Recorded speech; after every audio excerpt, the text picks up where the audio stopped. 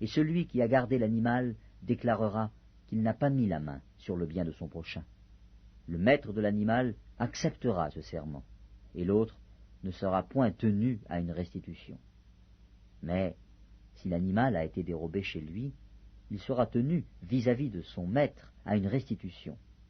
Si l'animal a été déchiré, il le produira en témoignage, et il ne sera point tenu à une restitution pour ce qui a été déchiré.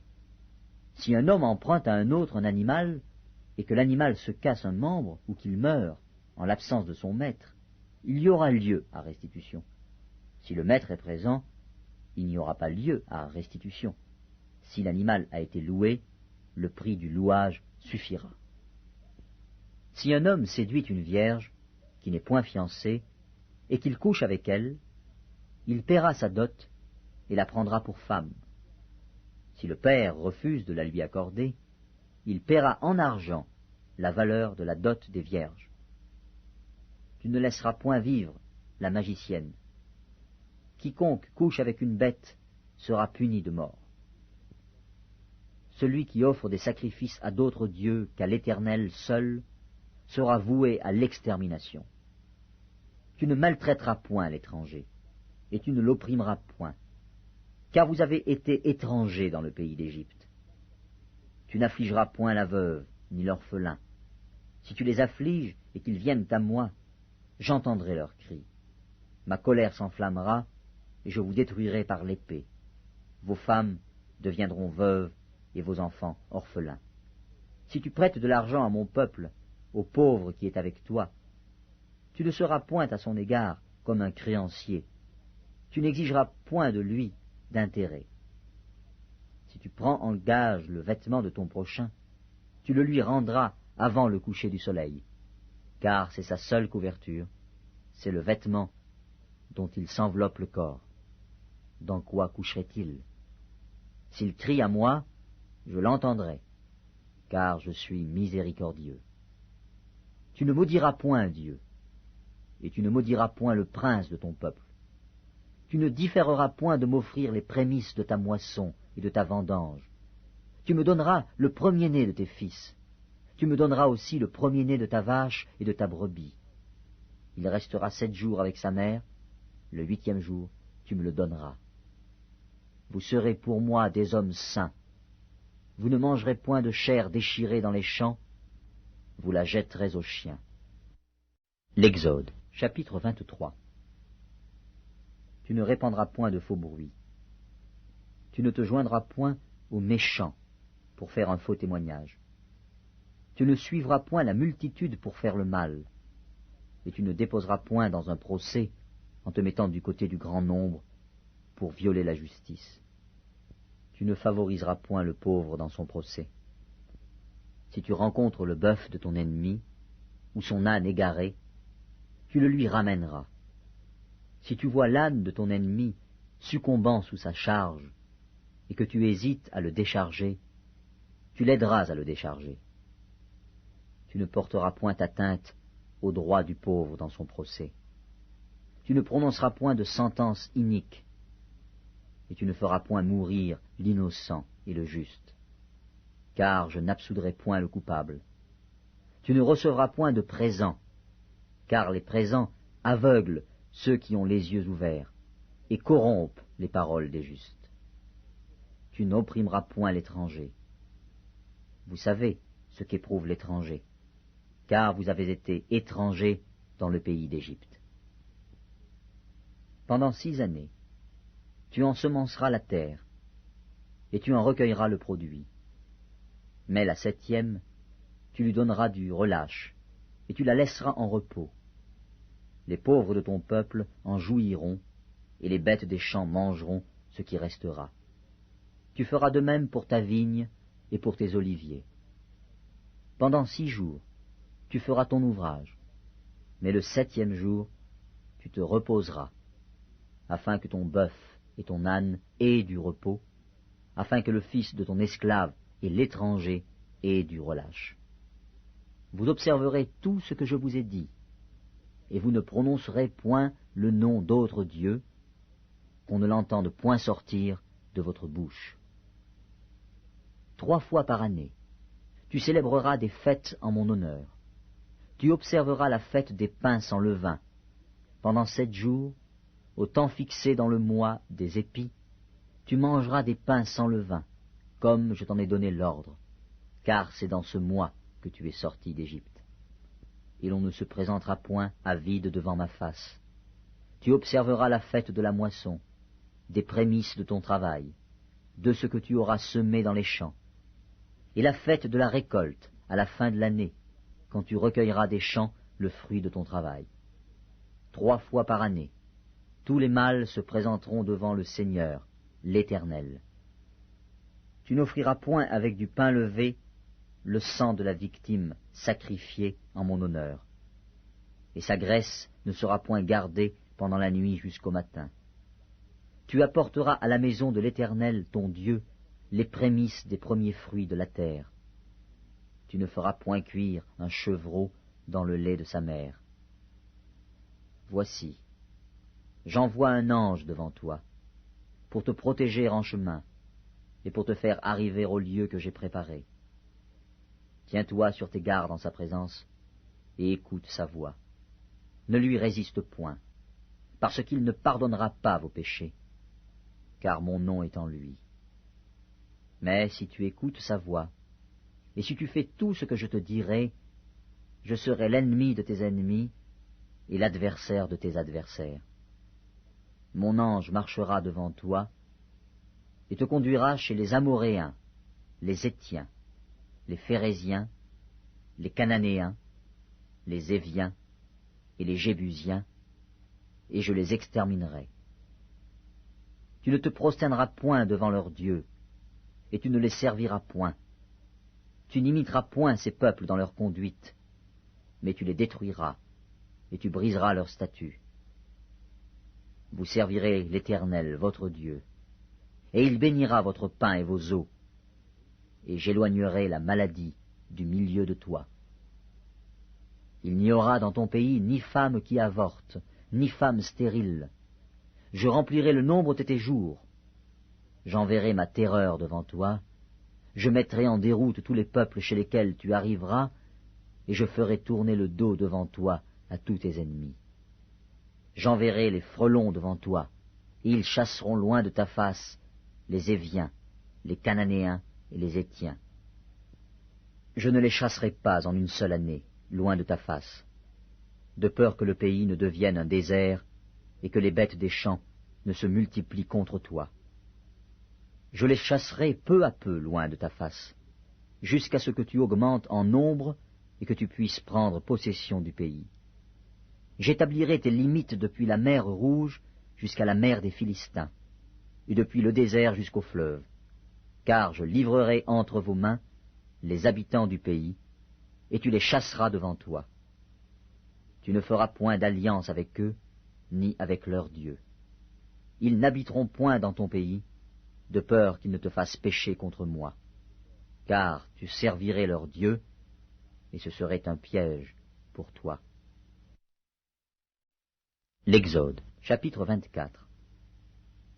Dieu dit à Moïse, « Monte vers l'Éternel, toi et Aaron, Nadab et Abihu, et 70 des anciens d'Israël, et vous vous prosternerez de loin. Moïse s'approchera seul de l'Éternel. Les autres ne s'approcheront pas, et le peuple ne montera point avec lui. » Moïse vint apporter au peuple toutes les paroles de l'Éternel et toutes les lois.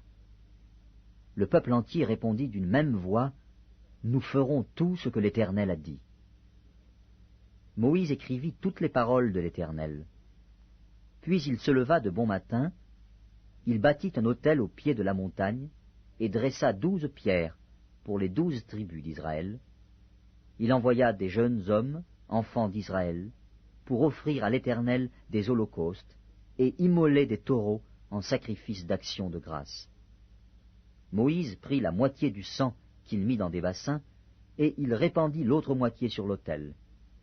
Il prit le livre de l'Alliance et le lut en présence du peuple. Ils dirent, « Nous ferons tout ce que l'Éternel a dit, et nous obéirons. » Moïse prit le sang, et il le répandit sur le peuple en disant, « Voici le sang de l'alliance que l'Éternel a faite avec vous, selon toutes ses paroles. » Moïse monta avec Aaron, Nadab et Abihu, et 70 anciens d'Israël. Ils virent le Dieu d'Israël. Sous ses pieds, c'était comme un ouvrage de saphir transparent, comme le ciel lui-même dans sa pureté. Il n'étendit point sa main sur l'élite des enfants d'Israël. Ils virent Dieu, et ils mangèrent et burent. L'Éternel dit à Moïse, « Monte vers moi sur la montagne, et reste là. Je te donnerai des tables de pierre, la loi et les ordonnances que j'ai écrites pour leur instruction. » Moïse se leva, avec Josué qui le servait, et Moïse monta sur la montagne de Dieu. Il dit aux anciens, « Attendez-nous ici, jusqu'à ce que nous revenions auprès de vous. Voici, Aaron et Hur resteront avec vous. Si quelqu'un a un différend, c'est à eux qu'il s'adressera. » Moïse monta sur la montagne, et la nuée couvrit la montagne. La gloire de l'Éternel reposa sur la montagne de Sinaï, et la nuée la couvrit pendant 6 jours. Le 7e jour, l'Éternel appela Moïse du milieu de la nuée.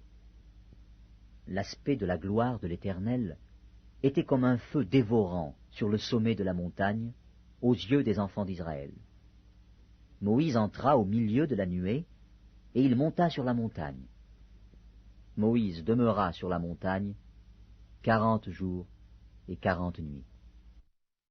L'Exode, chapitre 25. L'Éternel parla à Moïse et dit, « Parle aux enfants d'Israël, qu'ils m'apportent une offrande. Vous la recevrez pour moi de tout homme qui la fera de bon cœur. Voici ce que vous recevrez d'eux en offrande: de l'or, de l'argent et de l'airain, des étoffes teintes en bleu, en pourpre, en cramoisi, du fin lin et du poil de chèvre, des peaux de bélier teintes en rouge et des peaux de dauphin, du bois d'acacia, de l'huile pour le chandelier, des aromates pour l'huile d'onction et pour le parfum odoriférant, des pierres d'onyx et d'autres pierres pour la garniture de l'éphod et du pectoral. Ils me feront un sanctuaire, et j'habiterai au milieu d'eux. Vous ferez le tabernacle et tous ses ustensiles d'après le modèle que je vais te montrer. Ils feront une arche de bois d'acacia. Sa longueur sera de 2 coudées et demie, sa largeur d'1 coudée et demie, et sa hauteur d'1 coudée et demie. Tu la couvriras d'or pur. Tu la couvriras en dedans et en dehors, et tu y feras une bordure d'or tout autour. Tu fondras pour elle 4 anneaux d'or, et tu les mettras à ses 4 coins, 2 anneaux d'un côté et 2 anneaux de l'autre côté. Tu feras des barres de bois d'acacia, et tu les couvriras d'or. Tu passeras les barres dans les anneaux sur les côtés de l'arche, pour qu'elles servent à porter l'arche. Les barres resteront dans les anneaux de l'arche, et n'en seront point retirées. Tu mettras dans l'arche le témoignage que je te donnerai. Tu feras un propitiatoire d'or pur. Sa longueur sera de 2 coudées et demie, et sa largeur d'1 coudée et demie.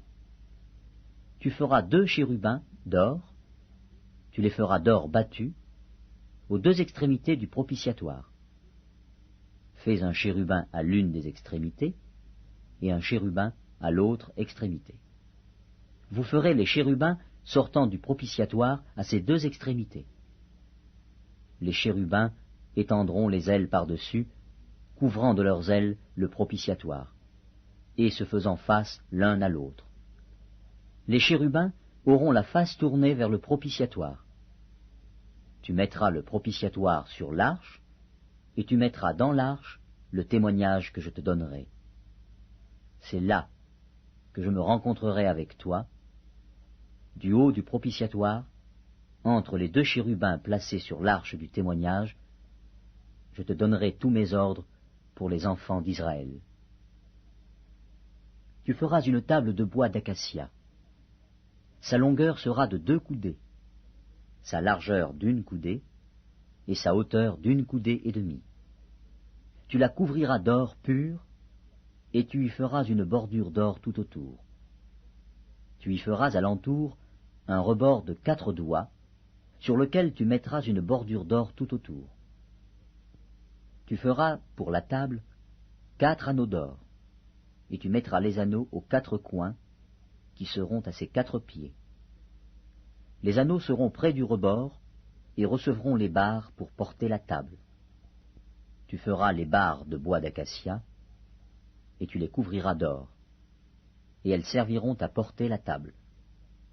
Tu feras ses plats, ses coupes, ses calices et ses tasses, pour servir aux libations.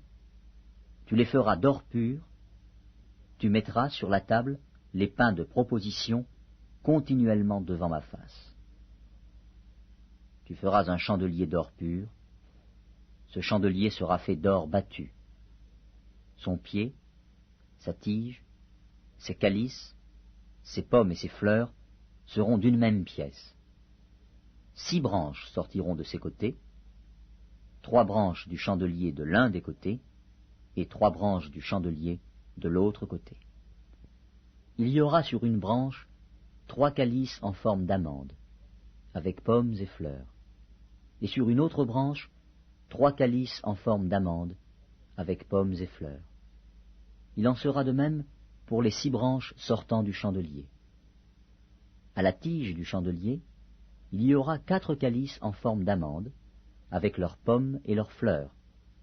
Il y aura une pomme sous 2 des branches sortant de la tige du chandelier, une pomme sous 2 autres branches, et une pomme sous 2 autres branches. Il en sera de même pour les 6 branches sortant du chandelier. Les pommes et les branches du chandelier seront d'une même pièce. Il sera tout entier d'or battu, d'or pur. Tu feras ces 7 lampes qui seront placées dessus, de manière à éclairer en face. Ces mouchettes et ces vases à cendre seront d'or pur. On emploiera un talent d'or pur pour faire le chandelier avec tous ses ustensiles. Regarde et fais d'après le modèle qui t'est montré sur la montagne. L'Exode, chapitre 26. Tu feras le tabernacle de 10 tapis de fin lin retors, et d'étoffes teintes en bleu, en pourpre et en cramoisi. Tu y représenteras des chérubins artistement travaillés. La longueur d'un tapis sera de 28 coudées, et la largeur d'un tapis sera de 4 coudées. La mesure sera la même pour tous les tapis. 5 de ces tapis seront joints ensemble. Les 5 autres seront aussi joints ensemble. Tu feras des lacets bleus au bord du tapis, terminant le premier assemblage. Et tu feras de même au bord du tapis, terminant le second assemblage. Tu mettras 50 lacets au premier tapis, et tu mettras 50 lacets au bord du tapis, terminant le second assemblage. Ces lacets se correspondront les uns aux autres. Tu feras 50 agrafes d'or, et tu joindras les tapis l'un à l'autre avec les agrafes, et le tabernacle formera un tout. Tu feras des tapis de poils de chèvre pour servir de tente sur le tabernacle. Tu feras 11 de ces tapis. La longueur d'un tapis sera de 30 coudées, et la largeur d'un tapis sera de 4 coudées. La mesure sera la même pour les 11 tapis. Tu joindras séparément 5 de ces tapis, et les 6 autres séparément, et tu redoubleras le 6e tapis sur le devant de la tente. Tu mettras 50 lacets au bord du tapis, terminant le premier assemblage, et 50 lacets au bord du tapis du second assemblage. Tu feras 50 agrafes d'airain, et tu feras entrer les agrafes dans les lacets. Tu assembleras ainsi la tente qui fera un tout.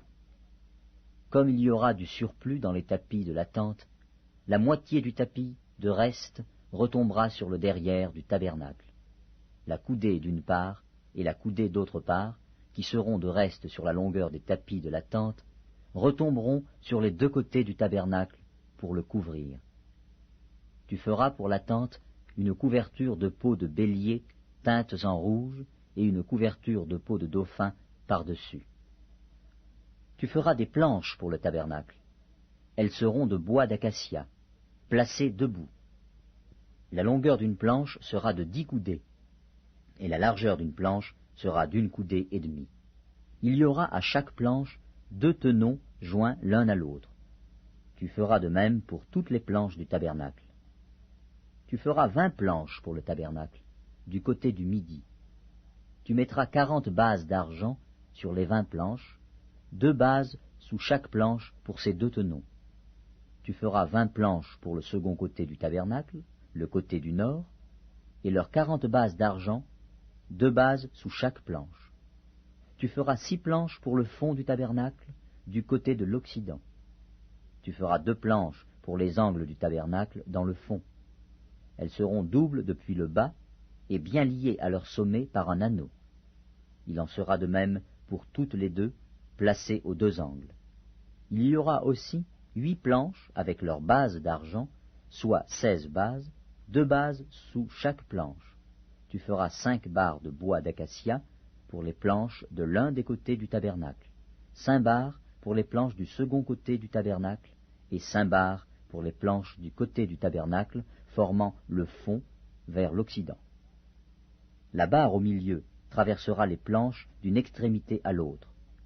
Tu couvriras d'or les planches, et tu feras d'or leurs anneaux qui recevront les barres, et tu couvriras d'or les barres. Tu dresseras le tabernacle d'après le modèle qui t'est montré sur la montagne. Tu feras un voile bleu, pourpre et cramoisi, et de fin lin retors. Il sera artistement travaillé, et l'on y représentera des chérubins. Tu le mettras sur 4 colonnes d'acacia couvertes d'or. Ces colonnes auront des crochets d'or, et poseront sur 4 bases d'argent. Tu mettras le voile au-dessous des agrafes, et c'est là, en dedans du voile, que tu feras entrer l'arche du témoignage. Le voile vous servira de séparation entre le lieu saint et le lieu très saint. Tu mettras le propitiatoire sur l'arche du témoignage dans le lieu très saint. Tu mettras la table en dehors du voile, et le chandelier en face de la table, au côté méridional du tabernacle, et tu mettras la table au côté septentrional. Tu feras pour l'entrée de la tente un rideau bleu, pourpre et cramoisi, et de fin lin retors. Ce sera un ouvrage de broderie. Tu feras pour le rideau 5 colonnes d'acacia, et tu les couvriras d'or. Elles auront des crochets d'or, et tu fondras pour elles 5 bases d'airain. L'Exode, chapitre 27. Tu feras l'autel de bois d'acacia. Sa longueur sera de 5 coudées, et sa largeur de 5 coudées. L'autel sera carré, et sa hauteur sera de 3 coudées. Tu feras, aux 4 coins, des cornes qui sortiront de l'autel, et tu le couvriras d'airain. Tu feras pour l'autel des cendriers, des pelles, des bassins, des fourchettes et des brasiers. Tu feras d'airain tous ces ustensiles. Tu feras à l'autel une grille d'airain en forme de treillis, et tu mettras 4 anneaux d'airain aux 4 coins du treillis. Tu le placeras au-dessous du rebord de l'autel, à partir du bas, jusqu'à la moitié de la hauteur de l'autel. Tu feras des barres pour l'autel, des barres de bois d'acacia, et tu les couvriras d'airain. On passera les barres dans les anneaux, et les barres seront aux 2 côtés de l'autel quand on le portera. Tu le feras creux, avec des planches. Il sera fait tel qu'il t'est montré sur la montagne.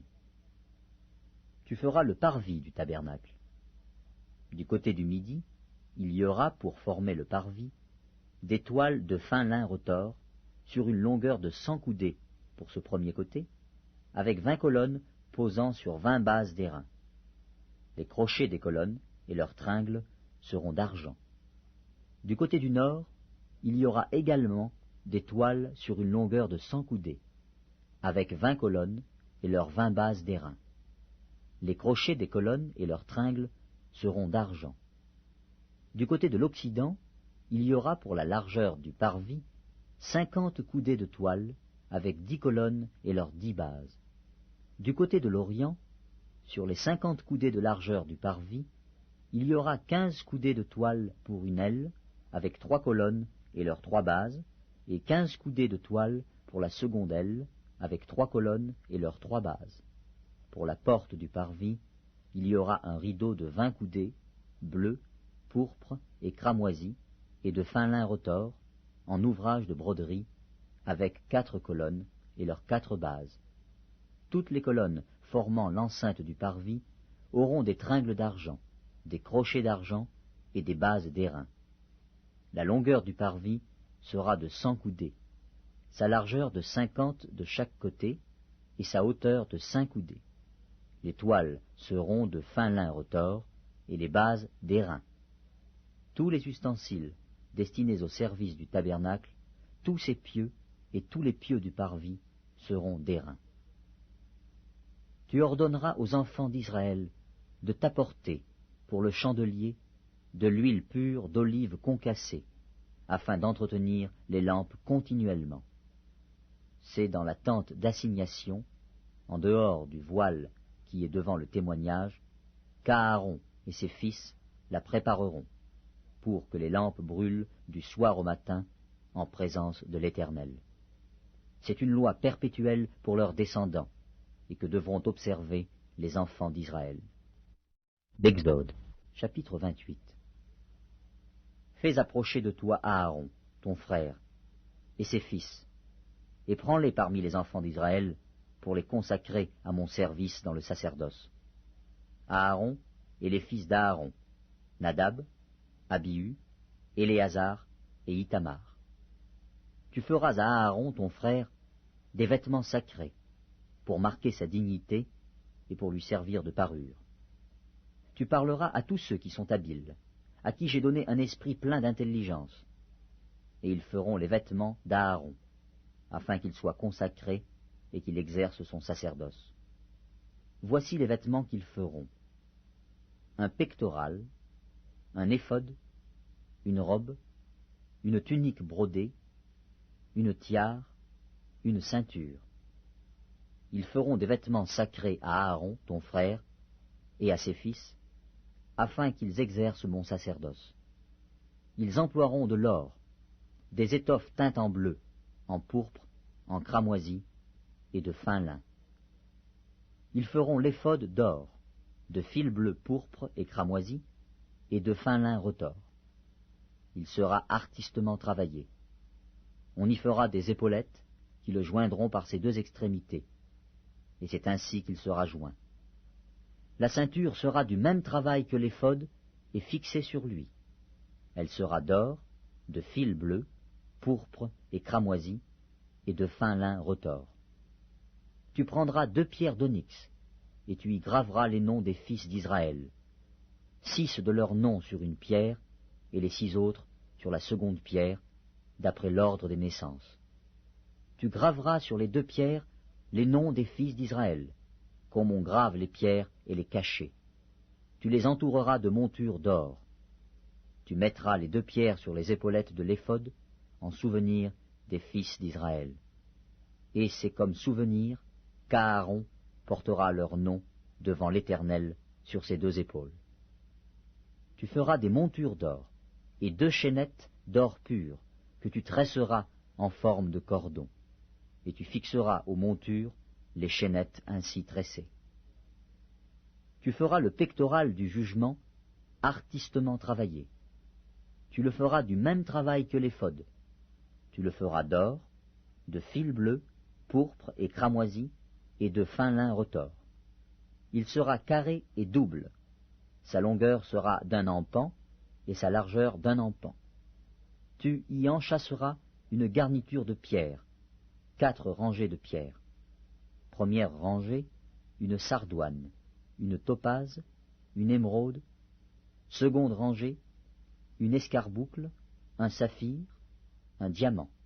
Troisième rangée, une opale, une agate, une améthyste.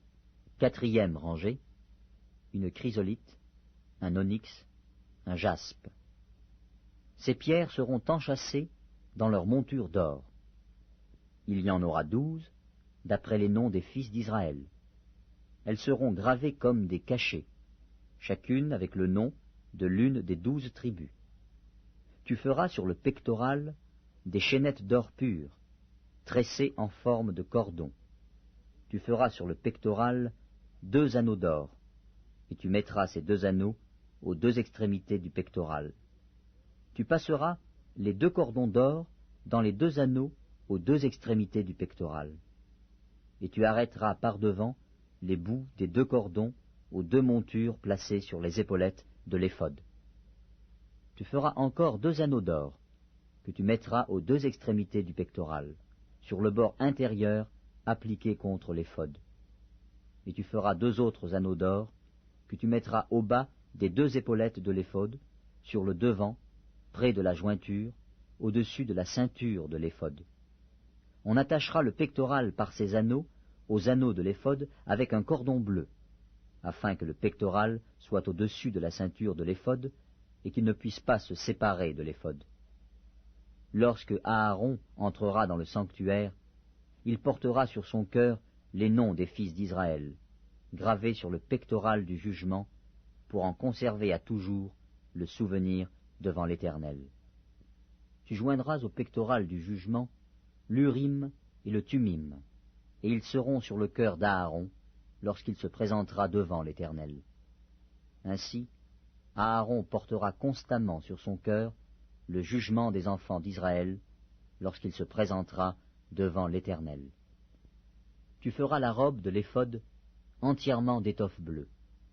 Il y aura au milieu une ouverture pour la tête, et cette ouverture aura tout autour un bord tissé, comme l'ouverture d'une cotte de maille, afin que la robe ne se déchire pas. Tu mettras autour de la bordure, en bas, des grenades de couleur bleue, pourpre et cramoisie, entremêlées de clochettes d'or. Une clochette d'or et une grenade, une clochette d'or et une grenade, sur tout le tour de la bordure de la robe. Aaron s'en revêtira pour faire le service. Quand il entrera dans le sanctuaire devant l'Éternel, et quand il en sortira, on entendra le son des clochettes, et il ne mourra point. Tu feras une lame d'or pure, et tu y graveras comme on grave un cachet.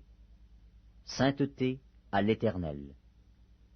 Tu l'attacheras avec un cordon bleu sur la tiare, sur le devant de la tiare. Elle sera sur le front d'Aaron.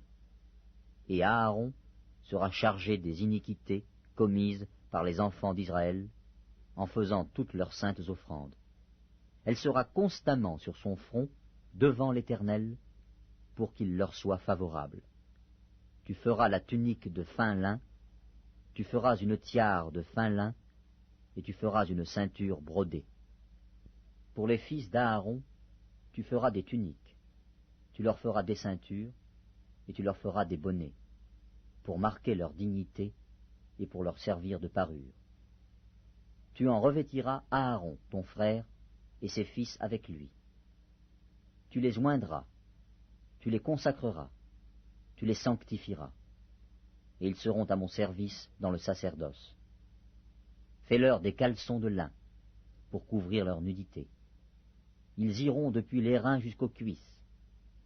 Aaron et ses fils les porteront, quand ils entreront dans la tente d'assignation, et quand ils s'approcheront de l'autel, pour faire le service dans le sanctuaire. Ainsi, ils ne se rendront point coupables et ne mourront point. C'est une loi perpétuelle pour Aaron et pour ses descendants après lui. L'Exode, chapitre 29. Voici ce que tu feras pour les sanctifier, afin qu'ils soient à mon service dans le sacerdoce. Prends un jeune taureau et 2 béliers sans défaut. Fais, avec de la fleur de farine de froment, des pains sans levain, des gâteaux sans levain, pétris à l'huile, et des galettes sans levain, arrosées d'huile. Tu les mettras dans une corbeille, en offrant le jeune taureau et les 2 béliers. Tu feras avancer Aaron et ses fils vers l'entrée de la tente d'assignation, et tu les laveras avec de l'eau. Tu prendras les vêtements, tu revêtiras Aaron de la tunique, de la robe, de l'éphod et du pectoral, et tu mettras sur lui la ceinture de l'éphod. Tu poseras la tiare sur sa tête, et tu placeras le diadème de sainteté sur la tiare. Tu prendras l'huile d'onction, tu en répandras sur sa tête, et tu l'oindras. Tu feras approcher ses fils, et tu les revêtiras des tuniques. Tu mettras une ceinture à Aaron et à ses fils, et tu attacheras des bonnets aux fils d'Aaron. Le sacerdoce leur appartiendra par une loi perpétuelle. Tu consacreras donc Aaron et ses fils. Tu amèneras le taureau devant la tente d'assignation, et Aaron et ses fils poseront leurs mains sur la tête du taureau. Tu égorgeras le taureau devant l'Éternel, à l'entrée de la tente d'assignation. Tu prendras du sang du taureau, tu en mettras avec ton doigt sur les cornes de l'autel, et tu répandras tout le sang au pied de l'autel. Tu prendras toute la graisse qui couvre les entrailles, le grand lobe du foie, les 2 rognons et la graisse qui les entoure, et tu brûleras cela sur l'autel. Mais tu brûleras au feu, hors du camp, la chair du taureau, sa peau et ses excréments. C'est un sacrifice pour le péché. Tu prendras l'un des béliers, et Aaron et ses fils poseront leurs mains sur la tête du bélier. Tu égorgeras le bélier, tu en prendras le sang, et tu le répandras sur l'autel tout autour. Tu couperas le bélier par morceaux, et tu laveras les entrailles et les jambes, que tu mettras sur les morceaux et sur sa tête. Tu brûleras tout le bélier sur l'autel. C'est un holocauste à l'Éternel, c'est un sacrifice consumé par le feu, d'une agréable odeur à l'Éternel. Tu prendras l'autre bélier, et Aaron et ses fils poseront leurs mains sur la tête du bélier. Tu égorgeras le bélier. Tu prendras de son sang, tu en mettras sur le lobe de l'oreille droite d'Aaron, et sur le lobe de l'oreille droite de ses fils, sur le pouce de leur main droite, et sur le gros orteil de leur pied droit. Et tu répandras le sang sur l'autel tout autour. Tu prendras du sang qui sera sur l'autel, et de l'huile d'onction, et tu en feras l'aspersion sur Aaron et sur ses vêtements, sur ses fils et sur leurs vêtements.